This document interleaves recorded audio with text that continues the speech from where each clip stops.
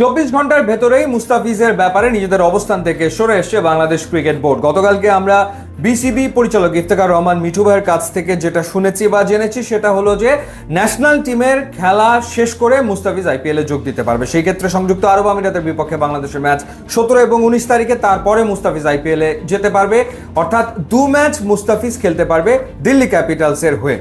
কিন্তু 24 ঘন্টার ভেতরেই সেই অবস্থান থেকে বিসিবি সরে এসছে এবং এখন মুস্তাফিজকে এনওসি দেওয়া হয়েছে, নো অবজেকশন সার্টিফিকেট দেওয়া হয়েছে 18 থেকে 24 মে পর্যন্ত। সেই ক্ষেত্রে মুস্তাফিজ দিল্লি ক্যাপিটালসের হয়ে 3টা ম্যাচেই অ্যাভেলেবেল আসলে হয়ে গেছেন। এখন 18 মে দিল্লি ক্যাপিটালসের খুবই গুরুত্বপূর্ণ ম্যাচ গুজরাটের বিপক্ষে, এরপরে আরও 2টো ম্যাচ তাদের বাকি রয়েছে 21 ও 24 তারিখে মুম্বাই এবং পাঞ্জাবের বিপক্ষে।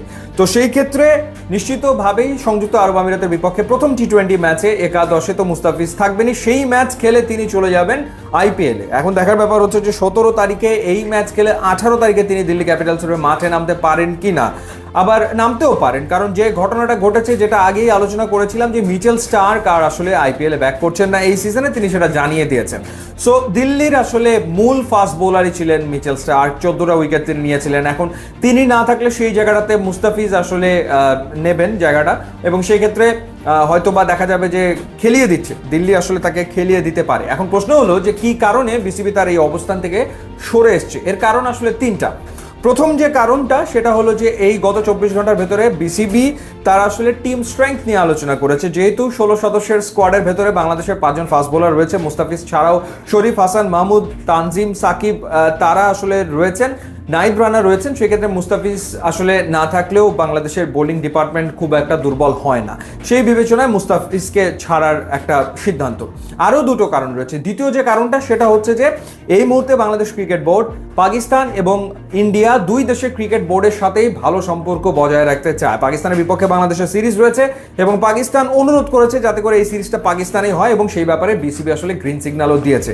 সো একই সাথে যখন ভারতের পক্ষ থেকে অনুরোধটা করা হয়েছে, দিল্লির পক্ষ থেকে অনুরোধ করা হয়েছে যে মুস্তাফিজকে যেন ছাড়া হয় আইপিএল এর জন্য, তখন আসলে বিসিবি সেই অনুরোধ রক্ষা করছে, কারণ ভারতের বিপক্ষে বাংলাদেশের গুরুত্বপূর্ণ সিরিজ রয়েছে এবং সেই সিরিজটা বাংলাদেশের জন্য, বাংলাদেশ ক্রিকেট বোর্ডের জন্য বাণিজ্যিক দিক থেকে আবার খুবই লাভবান হওয়ার মতো একটা সিরিজ। তো সেই কারণে মুস্তাফিজকে আসলে ছেড়ে দেওয়ার সিদ্ধান্ত। থার্ড যে রিজনটা সেটা হচ্ছে যে ক্রিকেটের যে হাইপ সেটা আসলে অল অফ এ সাডেন নিম্নগামী হয়ে গিয়েছিল। ফুটবলের জনপ্রিয়তা যেমন হঠাৎ করে বাড়তে শুরু করেছে, ক্রিকেটের জনপ্রিয়তা কেমন যেন কমতে শুরু করেছিল, এরকমটা আমরা দেখেছি। জিম্বাবুয়ের বিপক্ষে বাংলাদেশের যে চট্টগ্রাম টেস্ট, প্রথম দিন টিকিট কেটে মাঠে ঢুকেছে মাত্র 8 জন মানুষ।